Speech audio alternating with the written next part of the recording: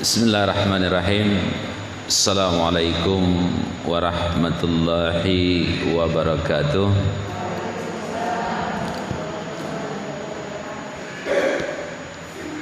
Alhamdulillahilladzi an'amana bi ni'matil iman wal islam.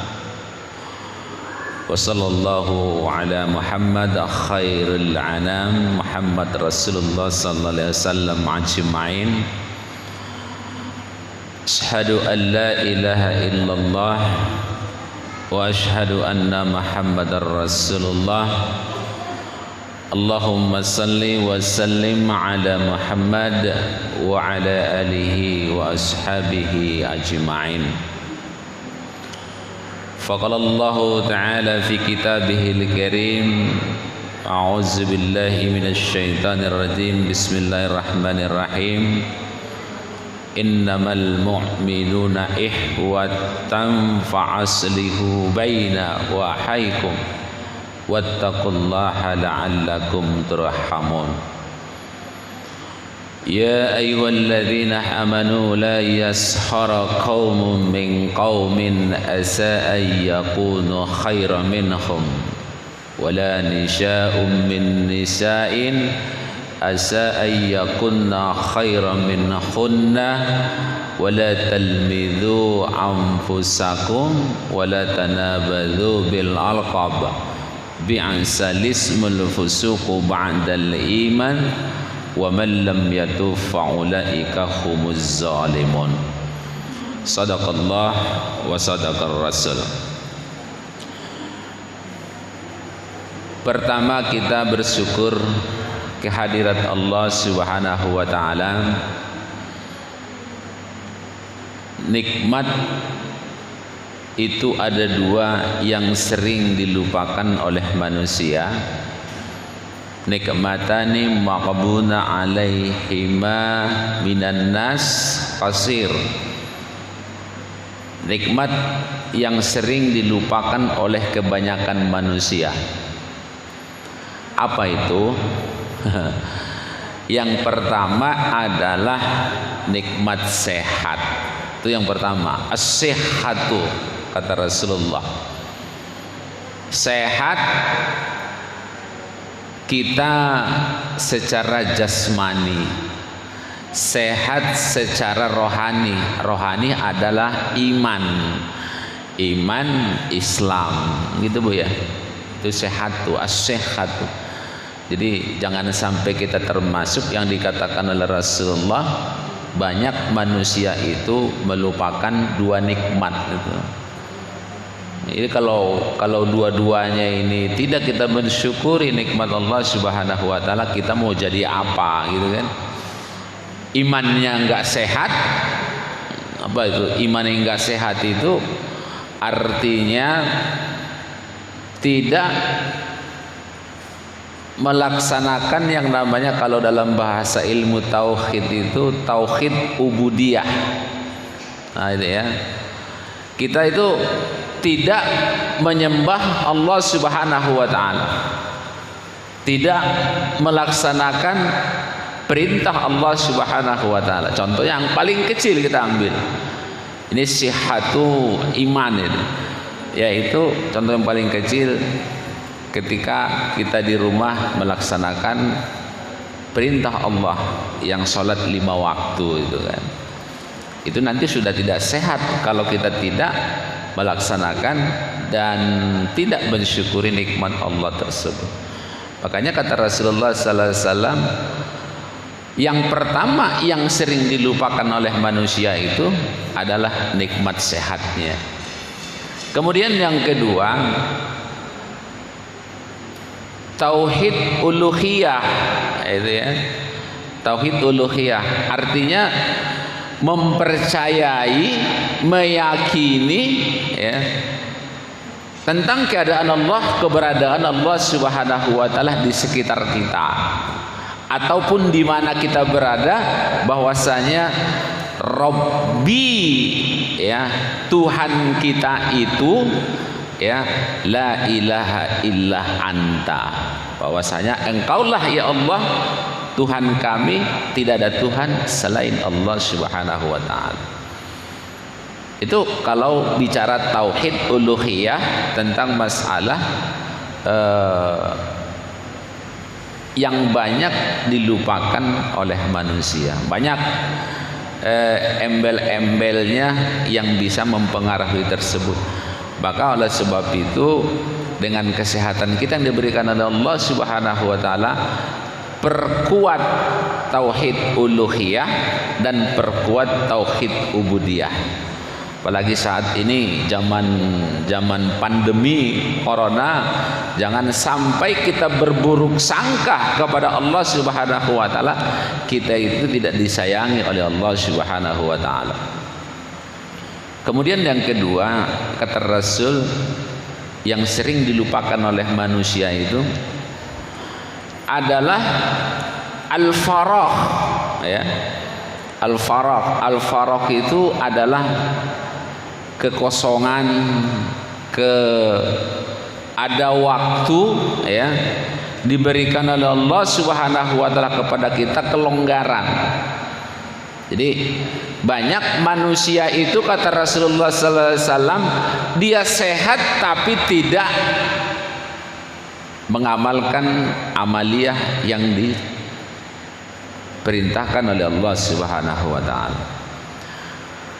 Kakinya sehat tapi tidak untuk melangkah perbuatan-perbuatan yang baik. Lisannya sehat, tidak dipergunakan untuk menyuruh anaknya mengaji, tapi dipergunakan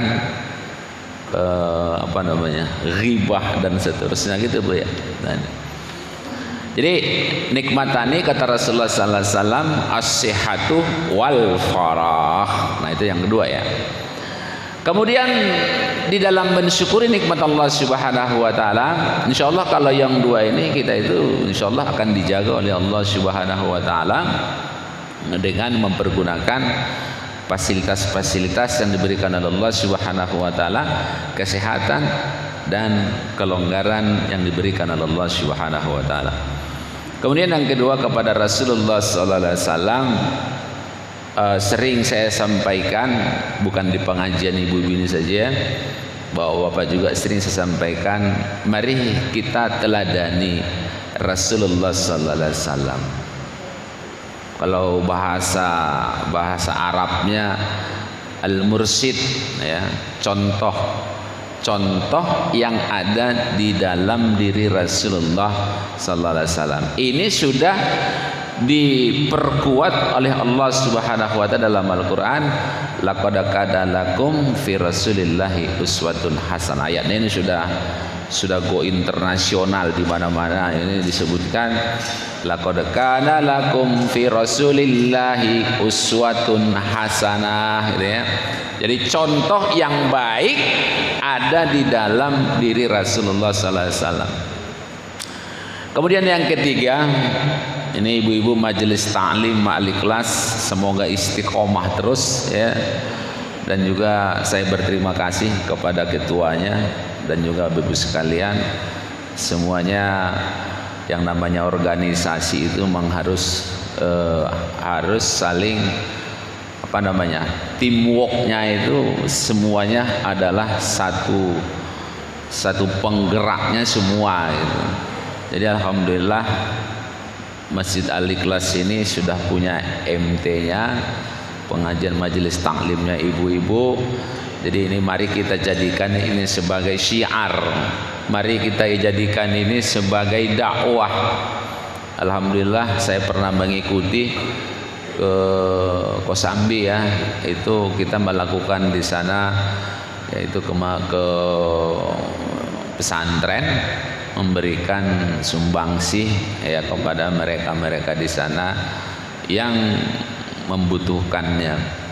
Dan juga kemarin saya lihat di grup itu sudah memberikan sumbangan kepada yang korban banjir gitu ya. Mudah-mudahan dengan kita turut serta sehingga barokah apa yang dilaksanakan ibu sekalian.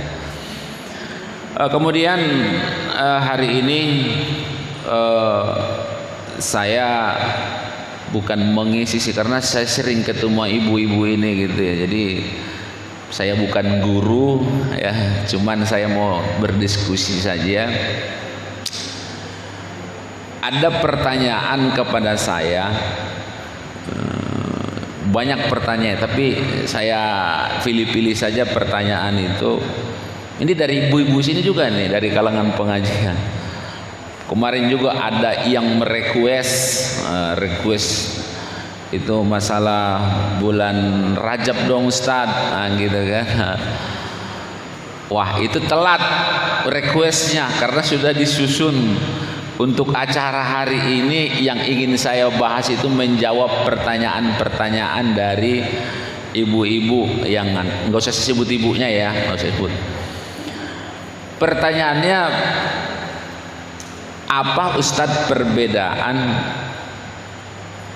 ihwatun dengan ihwanun? Nah, itu satu pertanyaannya. Kemudian ada juga yang memberikan pertanyaan, ini pertanyaannya lebih luas lagi nih. Sekarang ini di Indonesia musim fitnah menfitnah. Tolong dong Ustadz, ayatnya apa sih dalam Al-Quran? Nah, itu dua saja saya tanya, saya jawab pertanyaan. Ada 20 pertanyaan sebenarnya, tapi saya rangkum sebenarnya mengarah ke sana. Makanya judulnya itu saya buat kemarin, Ibu Sekretaris, itu adalah Ustadz Fajarudin bersama surat Al-Hujurat ayat 10. Nah, itulah yang melatar belakangnya. Oke, kita bahas ya satu persatu untuk menjawab pertanyaan tadi itu. Saya kutip ayat Allah Subhanahu wa taala di dalam surat Al-Hujurat ayat 10 ya. A'udzu billahi minasyaitonir rajim. Bismillahirrahmanirrahim.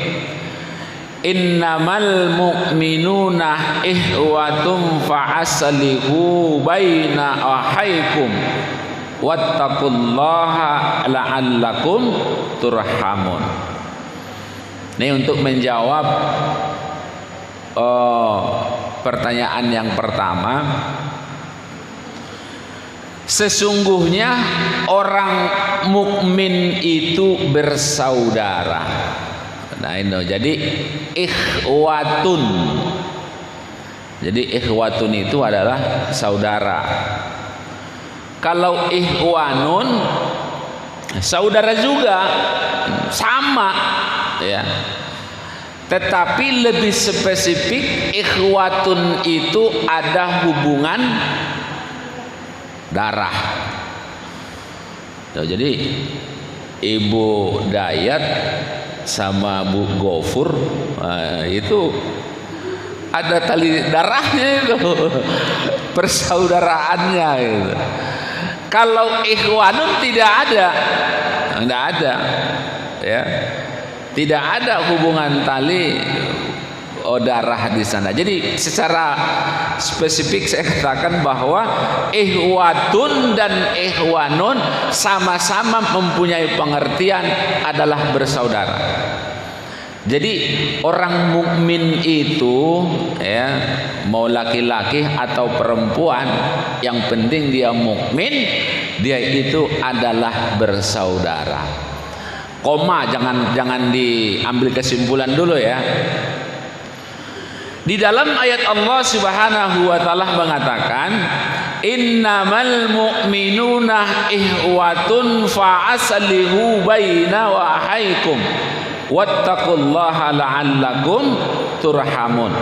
Jadi kalau dia orang mukmin itu ihwatun yang disebutkan di dalam ayat ini ya, bahwasanya orang mukmin itu dikatakan bersaudara karena ada hadis Rasulullah SAW disebutkan bahwasanya al mukminu ya lil mukmini kal bunyan yasuddu ba'dahu ba'dah.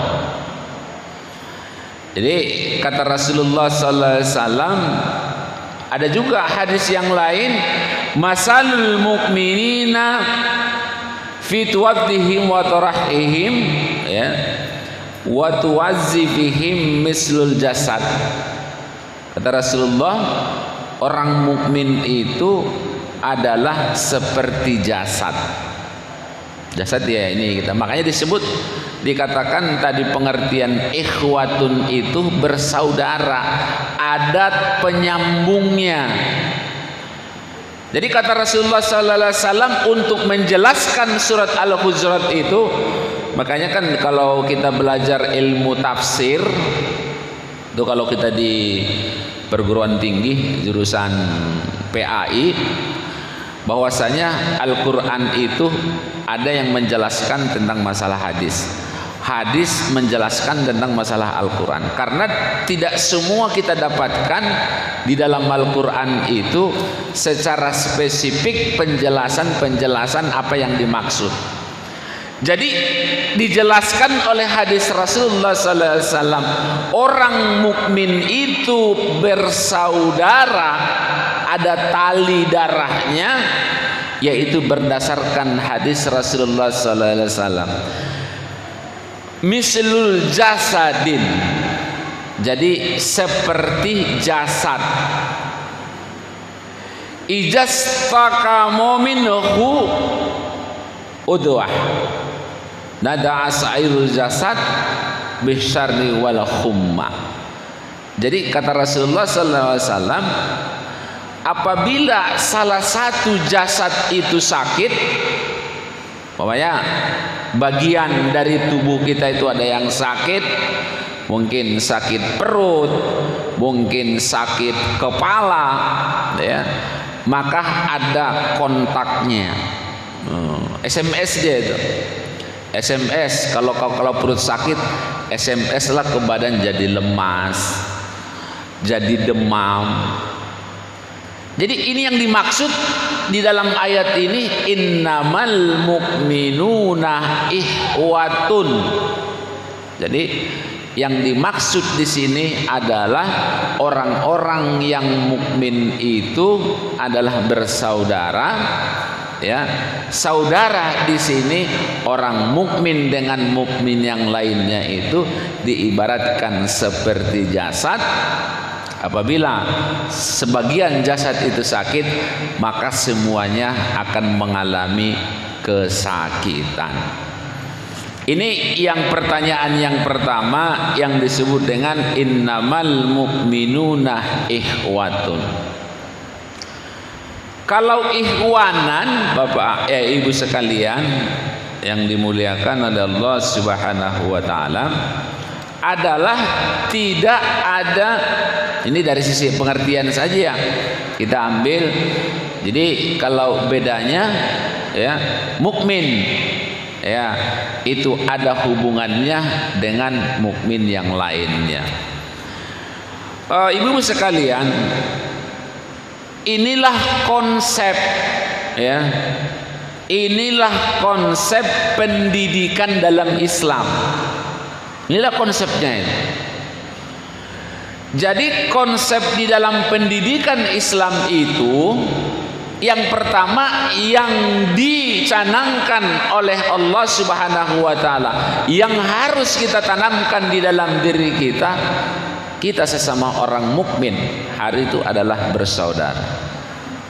Kalau secara globalnya Allah sudah mengatakan juga bahwasanya bukan hanya mukmin saja, untuk secara keseluruhan manusia. Itu dalam Al-Quran dikatakan oleh Allah Subhanahu wa taala, ya ayyuhan nas. Kalau di sini sudah masuk semuanya, manusia yang tidak beragama Islam, manusia yang beragama Islam, atau dia yang ateis, ya, atau dia yang namanya ya tidak seiman dengan kita. Di sini dikatakan oleh Allah Subhanahu wa taala, mayoritas masuk di sini, ya ayyuhan nas inna khalaqnakum min dzakari wa unsa wa ja'alnakum syu'uban wa qabaila lita'arafu. Jadi antara manusia dengan manusia yang lain yang tidak seiman, kata Allah Subhanahu wa taala, hanya sebatas li ta'arafu. Kalau orang yang mukmin, nah ini kalau dalam ilmu balaghahnya itu disebut dengan ada semacam pengkhususan khos. Jadi sesama mukmin, kata Allah Subhanahu wa taala, tidak hanya sebatas li ta'arufu, tapi adalah ikhwatun. Lebih ditekankan lagi di sana. Ikhwatun. Tidak ada yang namanya perpecahan di kalangan umat mukmin itu. Nah kemudian supaya ini terjalin, supaya benar-benar ikhwatun ini betul berada di jalan Allah Subhanahu wa taala. Jadi jangan hanya sebatas satu grup pengajian berteman. Ya Bu ya. Ini gara-gara ada MT Al-Ikhlas lah maka saya berteman dengan Bu Dayat, nah gitu. Atau sama Bu Gofur, nah gitu kan. Atau sama Bu Arka, nah gitu. Ada Bu Arka itu, alhamdulillah sehat Bu. Jadi jangan gara-gara itu kita berteman hanya gara-gara MT Al-Ikhlas, jangan. Jadi bertemanlah Anda itu sesama orang mukmin, kata Rasulullah sallallahu alaihi wasallam, autu urudul iman al-imanah mawalatu fillah. Bertemanlah kalian gara-gara cinta sama Allah Subhanahu wa taala. Jadi dasarnya surat Al-Hujurat tadi itu dasarnya. Jadi dasar kita untuk bersaudara dengan Bu Gofur itu adalah karena lillahi ta'ala. Jadi ini jelas sekali, ini al-muwalatu fillah, ya. Jadi karena sama-sama cinta sama Allah Subhanahu wa taala. Itu syarat yang pertama. Insya Allah kalau ini kita jalankan, ibu-ibu yang dimuliakan oleh Allah Subhanahu wa taala, ini kalau dijalankan tidak ada itu yang namanya, nanti ayat selanjutnya saya bacakan kenapa itu ada. Yaitu gara-gara bukan karena sama-sama cinta kepada Allah. Banyak faktornya. Satu, karena dia itu dengan saya satu kampung, bisa. Oh dia itu lebih banyak duitnya, bisa dimanfaatkan. Nauzubillah. Jangan sampai seperti itu. Kita bersaudara ikhwatun harus karena cinta kepada Allah Subhanahu wa taala. Itu yang pertama. Kemudian yang kedua, syaratnya ikhwatun ini supaya ada berbekas di dalam diri kita, ya. Inna sidqa yahdi ilal birri wa innal birri yahdi ilal jannah. Ini yang kedua.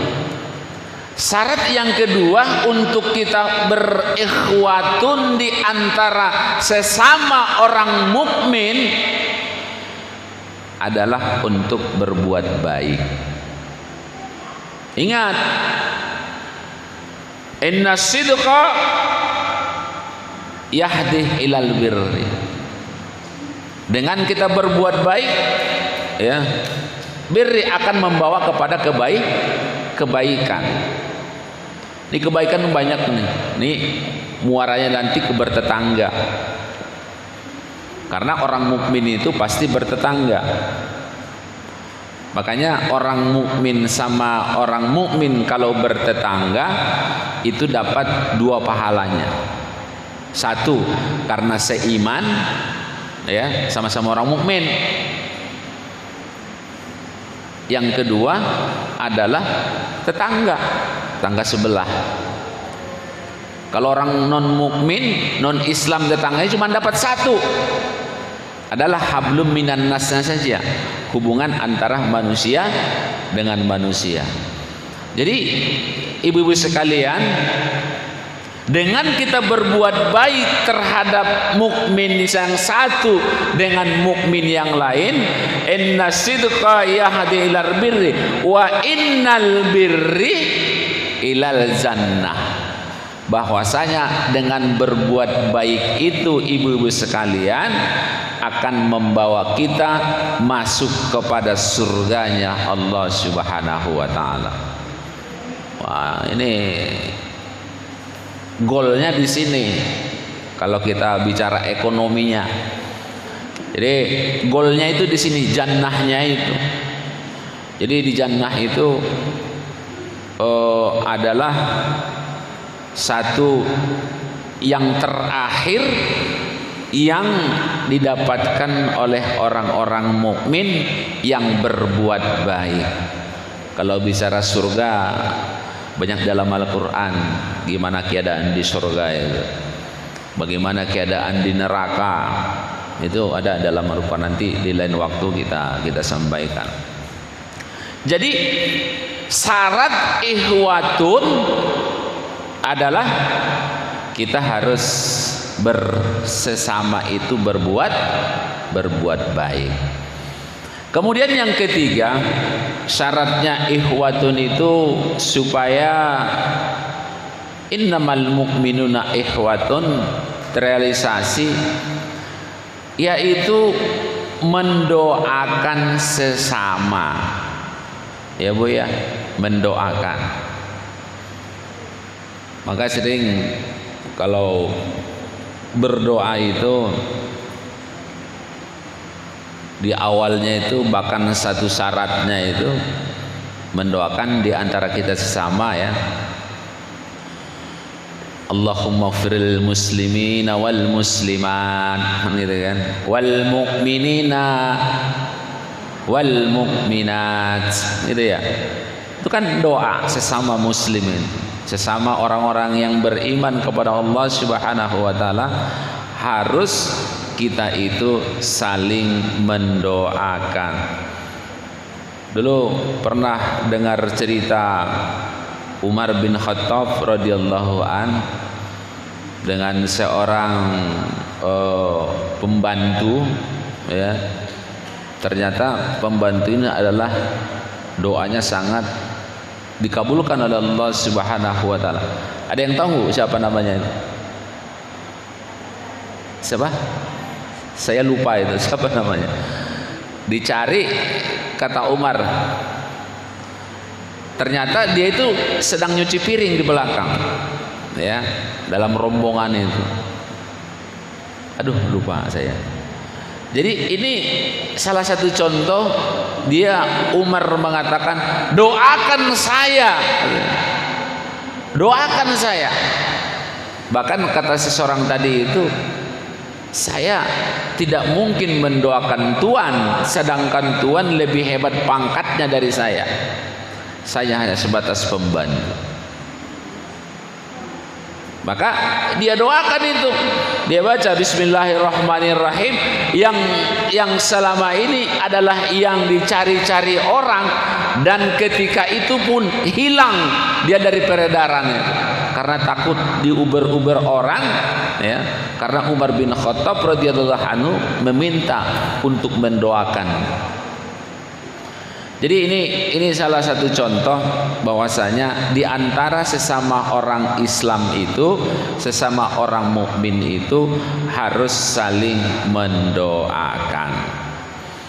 Ada hadis Rasulullah SAW mengatakan tentang masalah doa ini di antara sesama muslim, fa'lam annahu la ilaha illallah wastaghfir lahu lidzunbika walil mu'minina walil mu'minat wallahu ya'lamu mutaqallibukum wa maswaikum.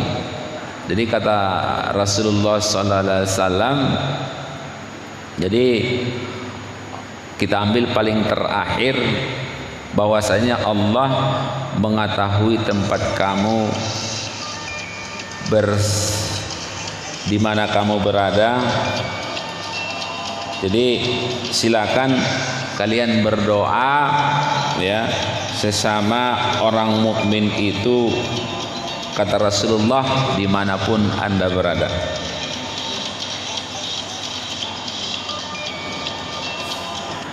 Ibu-ibu sekalian yang dimuliakan oleh Allah Subhanahu wa taala,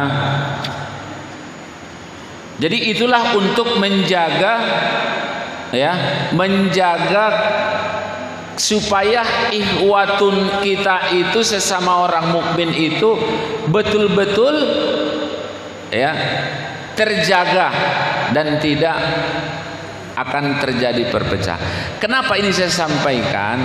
Karena ayat selanjutnya ibu sekalian sudah disampaikan oleh Allah Subhanahu wa taala, kalau kalian, kata Allah Subhanahu wa taala, tidak menguatkan dengan persyaratan-persyaratan yang saya sebutkan di atas, maka kata Allah Subhanahu wa taala dalam ayat selanjutnya, ya ayyuhalladzina amanu la yaskhar qaumum min qaumin. Itu kata Allah Subhanahu wa taala, karena nanti yang akan menghancurkan ikhwatun di antara kalian, hai orang-orang yang beriman kepada Allah Subhanahu wa taala, la yaskhar qaumum min qaumin, yaitu memperolok-olok di antara kalian. Ibu sekarang sudah ibu lihat belum sekarang nih? Ibu punya HP semua ini. Lihat di medsos tuh. Nauzubillah min zalik, memperolok-olok di antara sesama muslim, sesama orang-orang yang beriman itu saling memperolok. Makanya kalau tidak kita bersaudara karena Allah Subhanahu wa taala, hancur itu yang namanya ikhwatun. Hancur. Coba lihat, banyak karena tidak beriman kepada Allah Subhanahu wa taala, bersaudara hanya sebatas saudaranya saja, banyak diadukan ke polisi, saya diolok-olok oleh si A atau si B. Kenapa? Karena tidak didasari dengan muamalatil fillahi, yaitu gara-gara penyebab dia bersaudara itu, berteman itu bukan karena Allah Subhanahu wa taala. Kalau gara-gara Allah, kalau hanya karena Allah Subhanahu wa taala kita bersaudara, nggak bakal ada itu. Nggak bakal muncul namanya pengaduan kemanapun, pasti muncul namanya fa'aslihu bainahu, pasti diselesaikan dengan secara fa'aslihu. Kalau ada berselisih, bermusyawarahlah kalian, bertemulah kalian, berkomunikasilah kalian. Ini ulama-ulama ya digosipin seperti dan seterusnya, ujungnya berakhir di kepolisian. Ini akibat dari apa? Akibat ikhwatunnya itu bukan karena Allah Subhanahu wa taala, tapi didasarkan banyak dengan kebencian, banyak karena tidak satu golongan, banyak karena ya soal dukung mendukung. Nah ini jadi hati-hati kalau tidak kuat ikhwatunnya bukan karena Allah Subhanahu wa taala, maka muncullah apa yang dikatakan oleh Allah, la yaskhar qaumum min qaumin. Jadi janganlah kalian saling memperolok-olok di antara kalian, kata Allah Subhanahu wa taala. Kemudian lebih keras lagi kata Allah Subhanahu wa taala, wala talmizu. Nah ini Wala talmizu itu adalah jangan saling mencela di antara kalian. Tapi saya yakin kalau didasari cinta kita itu kepada Allah Subhanahu wa taala, saya bersaudara dengan si B bersaudara dengan si C. Kalau itu dasarnya cinta kepada Allah Subhanahu wa taala, wala talmidzu anfusakum. Enggak akan tidak ada yang namanya saling mencela di antara sesama mukmin itu. Kemudian dikatakan oleh Allah Subhanahu wa taala dalam ayat selanjutnya adalah wala tanabadzu bil alqab. Ya, bi'sal ismul fusuq ba'dal iman wa man lam yatuf fa ulaika humuz zalim. Yaitu saling menfitnah di antara kalian. Jadi yang menghancurkan ikhwatun, ya, yang menghancurkan ikhwatun kalau tidak didasari dengan karena iman kepada Allah atau cinta kepada Allah, kemudian tidak didasari dengan berbuat satu kebaikan, tidak didasari dengan karena tidak sesama mukmin itu berdoa kepada Allah Subhanahu wa taala, hati-hati yang akan muncul menggorogoti ikhwatun di antara sesama mukmin itu, muncullah yashhar qaumum min qaumin, muncullah namanya talmidzu anfusakum, muncullah namanya tanabazu bil alqab. Dan ini sudah terbukti. Di sini diuji sejauh mana yang dikatakan orang mukmin itu adalah bersaudara seperti jasad. Kalau sakit satu maka semuanya demam. Di sini diuji ibu-ibu sekalian. Jadi kalau belum kita merasa, orang mukmin ditangkap di sono, di penjara, ibu terhitung nggak hatinya itu? Ibu mendoakan tidak itu? Di sono ulama lagi di penjara. Minimal kita berdoa kepada Allah Subhanahu wa taala sesama orang-orang yang mukmin. Kenapa kita doakan? Karena kita berdasarkan cinta kepada Allah Subhanahu wa taala. Bukan karena golongan, enggak.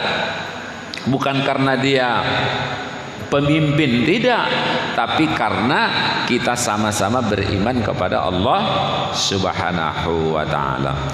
Jadi ibu-ibu sekalian, ini yang perlu saya sampaikan untuk menghadapi dunia globalisasi ini. Jadi sebenarnya dengan adanya sekarang ini dunia komunikasi, dunia digital yang membabi buta, sebenarnya Allah Subhanahu wa taala sudah mengantisipasi di dalam Al-Qur'an, yaitu surat Al-Hujurat ayat yang ke-10, 11 dan 12. Itu silakan, kalau ini patokan kita, pegangan kita di dalam berdigital, ya, insyaallah ya kita akan terhindar dari dosa-dosa yang banyak seperti yang kita lihat sekarang ini. Ya, sekarang bukan lagi ngomong sekarang, tapi adalah dengan tangan. Sekarang ini satu ciutan membuat orang geger dan segala macam. Jadi kalau bisa kita dalam membuat cuitan-cuitan itu yang bermakna, ya, yang punya manfaat untuk diri kita dan untuk kepada orang lain. Kenapa? Karena kita diberikan oleh Allah Subhanahu wa taala yang namanya mulut adalah untuk beramar ma'ruf dan bernahi munkar. Wal takum minkum ummatu yad'una ilal khair wa ya'muruna bil ma'rufi wa yanhauna 'anil munkar wa ulaika humul muflihun. Jadi kata Allah, kalau Anda mau jadi orang yang mendapatkan kemenangan, kesuksesan di dunia dan akhirat. Kata Allah Subhanahu wa taala, syaratnya amar ma'ruf dan nahi mungkar. Itu aja kuncinya. Jadi pergunakan mulut kita, pergunakan tangan kita ini. Kalau dia mau mengetik, ketiklah yang bersifat amar ma'ruf dan nahi mungkar. Kemudian itu jawaban saya, ya, perbedaan antara ikhwatun dan ikhwanun, ya. Ikhwatun ada hubungan tali persaudaraan, kalau ikhwanun itu tidak ada hubungan tali persaudaraan. Tapi maksudnya di sini adalah sama-sama, ya, sama-sama tujuannya gitu loh. Jadi orang mukmin itu dengan mukmin yang lain itu adalah bersaudara. Cuman ikhwatun di sini lebih spesifik kepada dasarnya kita beriman kepada Allah Subhanahu wa taala. Itu yang dimaksud dengan ada pertalian hubungan darah sesama orang mukmin dengan mukmin yang lainnya. Jadi saya kira itu saja yang mungkin yang dapat saya sampaikan. Mudah-mudahan ya kita doakan Republik Indonesia ini minimal seperti Baghdad di tahun 150 Hijriah. Kenapa? Karena di sana itu banyak muncul tokoh-tokoh Islam, ya, tokoh-tokoh Islam. Di situ muncul yang namanya Al-Kindi, di situ muncul namanya Ibnu Sina, bahkan Imam Syafi'i juga belajar dari sana. Terus Imam Abu Hanifah, ya, banyak di sana muncul. Bahkan yang terakhir muridnya atau ilmu yang diambil oleh Kiai Haji Hasyim Asy'ari dan ya Kiai Haji Ahmad Dahlan. Itu adalah belajar dari sana. Jadi mudah-mudahan ini ibu-ibu sekalian lebih apa namanya, kita lebih cintalah terhadap Allah Subhanahu wa taala. Kita di dalam bergaul sesama muslim, ya, di antara kita, karena perbaiki ikhwatun kita sesama kita supaya persaudaraan itu diridhoi oleh Allah Subhanahu wa taala. Itu saja yang dapat saya sampaikan untuk menjawab. Oh iya. Oh, keistimewaan bulan Rajab, ya. Ini masih berbeda pendapat, ya. Berbeda pendapat. Cuma saya buka sedikit. Tadi saya dengar ibu tadi sudah membaca doa, ya, penyambutan bulan Rajab. Kenapa? Ini mungkin begini. Saya kemarin mensandingkan kitab Sahih Bukhari, Sahih Muslim, ada 2 kitab itu saya bandingkan. Saya cari-cari. Ini hanya sebatas diskusi, ya Bu, ya. Soal ibu setuju atau tidak masalah. Saya bandingkan itu tentang penyambutan bulan Rajab itu, ya, bulan Rajab itu banyak sekali di sana perbedaan pendapat. Ada satu hadis, siapa yang puasa di bulan Rajab sehari maka pahalanya 1000 tahun. Ada. Bahkan di Google juga ada itu, saya buka-buka itu. Untuk mencari yang pasti itu seperti apa sih puasa di bulan Rajab itu, kita menyambut bulan Rajab itu ada ndak?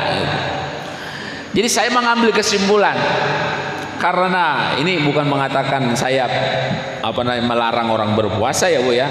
Itu silakan, monggo, silakan untuk berpuasa di bulan Rajab. Tetapi dibuatkan saja niat kita. Kalau berdasarkan hadis ya di kitab Sahih Bukhari itu secara spesifik tidak pernah disebutkan secara spesifik. Tapi saya nggak tahu, mungkin ibu, mungkin yang lain mungkin pernah menemukan. Kalau saya buka-buka itu secara spesifik di dalam bersaum di dalam bulan Rajab itu dianjurkan atau disunnahkan atau bahkan diwajibkan, itu saya lihat itu tidak ada secara spesifik. Tapi yang ada di bulan Rajab itu adalah bulan di mana bulan berbuat kebaikan. Itu ada, saya lihat di situ. Dalam satu hadis itu disebutkan. Kemudian ada pendapat ulama juga bisa dijadikan sebagai pegangan ya. Keistimewaan dalam bulan Rajab itu adalah bulan di mana perbanyak istighfar kepada Allah Subhanahu wa taala. Perbanyak bersedekah ya.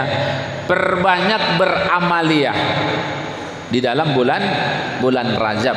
Ini para ulama itu berpendapat seperti itu. Nah, kemudian kalau mau bersaum di bulan Rajab silakan bersaum ya. Kalau saya pribadi paling saya berpuasa itu Senin Kamis saya ambil. Ya, Senin Kamis saya ambil yang disunnahkan oleh Rasulullah, karena Rasul pernah mengatakan jangan kalian melebihkan keistimewaan bulan-bulan yang lain selain daripada bulan suci Ramadan. Tuh. Bahkan di bulan Sya'ban juga ada itu bersaum, ada juga. Bahkan itu dikatakan Rasulullah malah dianjurkan jangan di akhir bulan Sya'ban. Kenapa? Karena nanti ditakutkan semacam menyamakan ada estafet terhadap bulan suci Ramadan itu. Karena bulan suci Ramadan itu sudah jelas dikatakan Allah dalam Al-Quran, ya ayyuhalladzina amanu kutiba alaikumussyam, kan gitu. Itu sudah hukumnya wajib. Masa mau di Al-Quran itu diwajibkan oleh Allah Subhanahu dalam Al-Quran, kita ambil satu sisi bahwasanya saum di bulan Rajab itu adalah merupakan melebihi dari bulan suci Ramadan. Nah kan gitu Bu ya. Tapi nggak ada masalah, silakan saja niatnya bagaimana ya, niatnya bagaimana. Yang jelas jangan Anda samakan antara saum di bulan Rajab dan bulan Sya'ban itu dengan saum di bulan suci Ramadan. Itu sebatas sekilas pandang tentang masalah bulan Rajab itu. Bahkan bulan Rajab itu ada satu kejadian namanya Isra dan Mi'raj. Ini juga para ulama juga masih dalam hal itu masih berbeda pendapat. Tapi saya tidak menjadikan itu satu persoalan. Tapi yang jelas kalau dia di dalam berbentuk suatu kebaikan, amalan kebaikan kepada Allah Subhanahu wa taala, itu tidak ada masalah, tergantung kepada niatnya. Innamal akmalu bin niat. Pemainnya gini, kita ambil contoh. Saya berpuasa sekarang atau besok, tujuannya adalah untuk latihan, untuk menghadapi bulan suci Ramadan. Lillahi ta'ala, berpahala Bu, berpahala. Jangan sampai nanti kita berniat saya berpuasa karena anjuran di dalam hadis yang saya baca seperti ini. Karena belum tentu hadisnya itu sahih atau tidak sahih. Itu pendapat saya tentang masalah keistimewaan di dalam bulan Rajab. Kemudian memang bulan Rajab itu salah satu bulan di mana Allah Subhanahu wa taala melarang untuk berbuat maksiat. Itu dalam Al-Qur'an itu dikatakan oleh Allah Subhanahu wa taala. Termasuk yang 6 bulan itu salah satu di antaranya adalah bulan Rajab. Itu dalam surat Al-Ahzab kalau nggak salah. Itu disebutkan oleh Allah Subhanahu wa taala di dalam penciptaan alam semesta ini gitu loh. Jadi itu saja barangkali Ibu ya tentang masalah bulan Rajab ini. Silakan Bapak Ibu sekalian mau berpuasa, monggo silakan. Itu tergantung kepada niat kita dalam hal pelaksanaan berpuasa di bulan Rajab. Karena memang habis bulan Rajab adalah bulan Sa'ban. Habis Sa'ban Ramadan kan gitu kan. Mudah-mudahan dengan berpuasa bulan Rajab ya mungkin sebagai latihan running off-nya untuk menuju bulan suci Ramadan, supaya bulan suci Ramadan itu bulan yang mulia betul-betul kita laksanakan dengan imanan wahtisaban. Ghufirallahu ma taqaddama bidzambi. Dan supaya kita dapat nantinya setelah berpuasa Ramadan dihapuskan oleh Allah Subhanahu wa taala dosa-dosa kita. Jadi itu yang dapat saya sampaikan untuk menjawab pertanyaan dari ibu-ibu yang tadi saya sampaikan, perbedaan tentang masalah ikhwatun dan ikhwanun, dan membahas masalah keistimewaan di dalam bulan Rajab itu. Mudah-mudahan kita berada di dalam jalan yang lurus dalam melaksanakan amal ibadah ini, benar-benar kita berdasarkan Al-Quran dan Sunnah Rasulullah SAW. Mari kita berdoa kepada Allah Subhanahu Wa Taala. Mudah-mudahan kita semua, suaminya, anaknya, ya, diridhoi oleh Allah Subhanahu Wa Taala, dijaga oleh Allah Subhanahu Wa Taala, diberikan rezeki oleh yang banyak oleh Allah Subhanahu Wa Taala, dan mudah-mudahan pandemi ini cepat berakhir supaya kita beraktivitas seperti biasanya.